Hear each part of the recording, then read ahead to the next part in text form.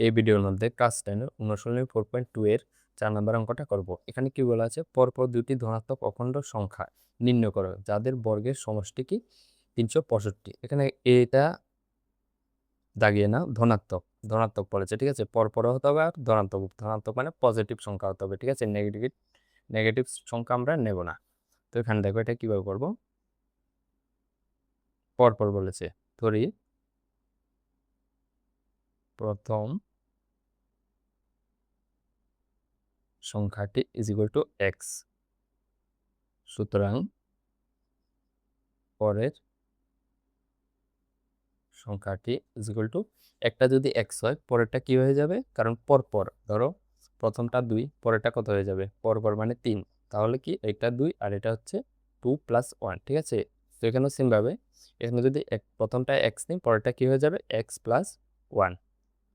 তো এবার এটিকে প্রশ্ন অনুসারে কি বলেছে এখানে, যাদের বর্গের সমষ্টি কত 365, তো বর্গ করে দাও, বর্গ মানে স্কোয়ার, এক্স স্কোয়ার প্লাস সমষ্টি মানে যোগ, আর হচ্ছে এক্স + 1-এরও স্কোয়ার ইজ ইকুয়াল টু, যদি যোগ করি মানে সব বর্গ করে যোগ করি কত আসবে, 365।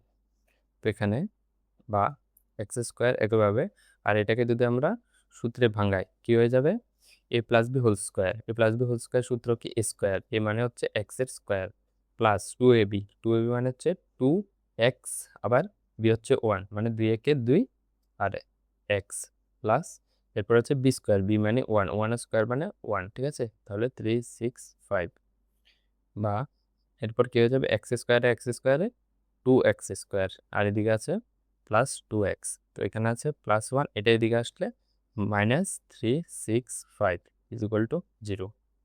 বা এখান থেকে 2x স্কোয়ার প্লাস 2x, এখানে আছে প্লাস আর এখানে আছে মাইনাস, প্লাসে মাইনাসে মাইনাস হবে, তো 365 থেকে 1 বিয়োগ করলে কত হয়ে যাবে, 364, বড় সংখ্যা চিহ্ন মাইনাস হবে, ইজ ইকুয়াল টু কত, 0, ঠিক আছে। এবার দেখো এখানেও 2 দিয়ে ভাগ করা যাবে, এখানেও ভাগ করা যাবে, এখানেও ভাগ করা যাবে।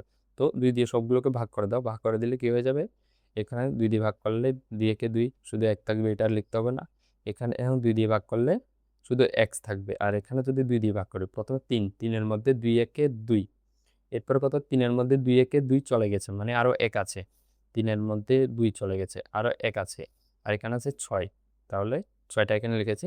2 দিয়ে যদি 16কে ভাগ করি কত, 8 দুগুণে 16, এরপর 4 আছে, ঠিক আছে, 4, 2 দিয়ে 4কে ভাগ করলে কত, 2 দুগুণে 4 ইজ ইকুয়াল টু 0, ঠিক আছে। তো এবার কি দেখতে পাবো আমাদের, এই সংখ্যাটা আর এক্স স্কোয়ারের সামনে কত আছে, এখানে আছে 1 আর এখানে আছে 182, তাহলে একের সাথে 182 গুণ করলে 182। এবার 182-র মৌলিক উৎপাদকে বিশ্লেষণ করে না, বিশ্লেষণ যদি করি প্রথমে 2 দিয়ে দিলে 9 দুগুণে 18 আর 2 একে 2, আবার এখানে এবার 7 দিয়ে যাবে, 7 দিয়ে যদি দিই কত আসবে, 13, ঠিক আছে।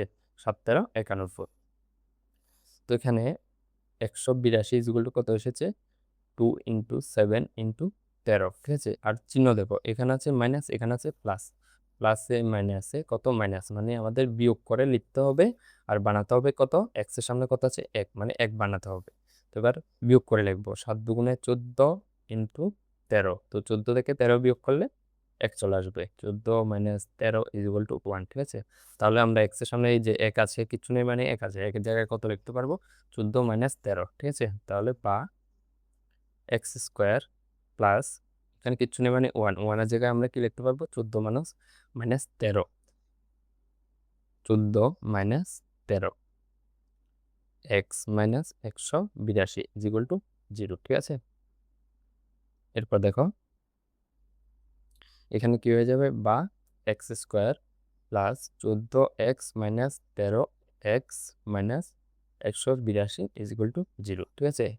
এটা আমি জাস্ট গুণ করে দিয়েছি। এরপরে কি করব, বা প্রথম দুটোটা থেকে যদি আমরা কি কমন যাবে, এক্স এক্স কমন নিই, তাহলে বাকি কি থাকবে, এক্স প্লাস 14, ঠিক আছে। আর এখান থেকে -13 যদি কমন নিই, প্রথমটার ক্ষেত্রে থাকবে শুধু এক্স, আর পরেরটার ক্ষেত্রে কি হয়ে যাবে, এই মাইনাসটা আমরা কমন নিয়ে নিয়েছি, তাহলে এটা হয়ে যাবে প্লাস। আর এখানে কত, 182 থেকে 13 কমন নেব, 182 মানে কত, 14 × 13, যদি 13 কমন নিই বাকি থাকবে কত, 14, তাহলে 14, ঠিক আছে, ইজ ইকুয়াল টু 0। তো ব্র্যাকেটের ভিতরে দুটোটা সেম এসেছে মানে আমাদের অঙ্ক ঠিক আছে। তাহলে ব্র্যাকেটের ভিতরের দুটোটা মিলে একটা আর বাইরের দুটোটা সংখ্যা মিলে আরেকটা ইজ ইকুয়াল টু 0, ঠিক আছে। সুতরাং x plus 14 is equal two 0, আর একটা কত x minus 13 is equal two 0। এটা আবার দেবে আবার, ঠিক আছে। তো এখানে এক্স ইজ ইকুয়াল টু কত চলে আসবে -14, আর একটা কত এক্স ইজ ইকুয়াল টু 13। এবার দেখো এখানে কি বলেছে, দেখো কোশ্চেনের মধ্যে ভালো করে বলে দিয়েছে ধনাত্মক। ধনাত্মক মানে কি পজিটিভ, আর আমাদের এক্স এর ভ্যালু দুইটা এসেছে কিন্তু একটা এসেছে নেগেটিভ, ঠিক আছে, এটা নেগেটিভ, তো আমরা এই সংখ্যাটা নেব না। তো সুতরাং কি, সুতরাং প্রথম সংখ্যাটা কত হয়ে যাবে এক্স। এক্স মানে কি ধনাত্মক, ধনাত্মক মানে কত এক্স হতে হবে ধনাত্মক, ধনাত্মক মানে কত 13। এক্স এর মান দুইটা এসেছে কিন্তু আমরা ধনাত্মকটা নেব, সেটা কত 13। তো সুতরাং প্রথম সংখ্যাটি, এখানে সংখ্যা দুটোটা নির্ণয় করতে হবে বলেছে। তো সুতরাং প্রথম সংখ্যাটি ইজ ইকুয়াল টু 13 এবং পরের সংখ্যাটি ইজ ইকুয়াল টু কত হয়ে যাবে 13 প্লাস 1, এক্স প্লাস 1, তো 13 প্লাস 1 ইজ ইকুয়াল টু কত 14, ঠিক আছে। তো এটাই অ্যান্সার হয়ে যাবে।